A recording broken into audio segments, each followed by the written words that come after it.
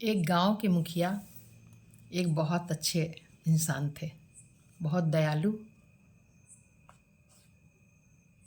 और गांव के हर व्यक्ति की सहायता करना चाहते थे।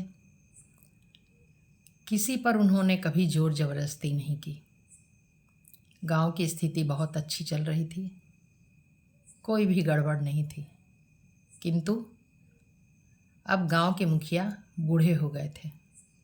अब वो सोचने लगे कि मेरे जाने के बाद इस गांव का मुखिया कौन होगा, तो उसका चुनाव मुझे कर लेना चाहिए।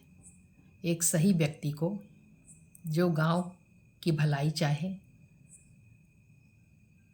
उसको वो खोजना चाहते थे।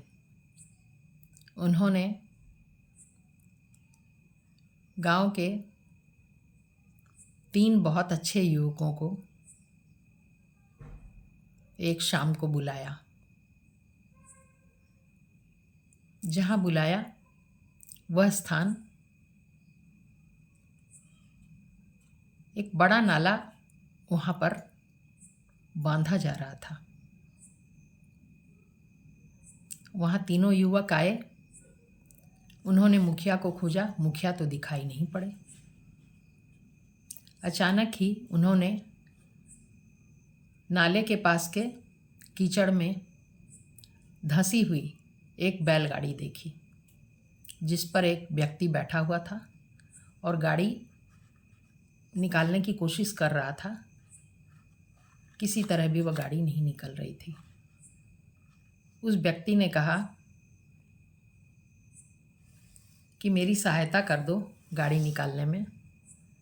तो इन 3 युवकों में से एक ने कहा कि मुझे अभी बहुत ज़रूरी काम है, अभी कहाँ मैं इस कीचड़ में आऊँगा। और वह बहाना बनाकर वहाँ से चलता बना। दूसरे युवक ने कहा कि मेरे पिताजी मेरा आसरा देख रहे हैं, मुझे कहीं जाना है, मुझे जाने दो। तीसरे युवक ने सोचा कि इतनी बुरी तरह फंसे हुए इस गाड़ीवान को कौन बचाएगा, यहाँ तो कोई भी सहायक भी नहीं है, तो इसे मुझे ज़रूर बचाना चाहिए। कौन इसकी मदद को आएगा यहाँ। उसने अपनी धोती को घुटने से ऊपर उठाकर कसकर लपेटा और उस गाड़ीवान की सहायता के लिए उतर पड़ा। और काफ़ी देर मशक्क़त करने के बाद, मेहनत करने के बाद वह गाड़ी कीचड़ में से निकल आई। गाड़ीवान ने अपने मुंह को गमछे से बांध रखा था।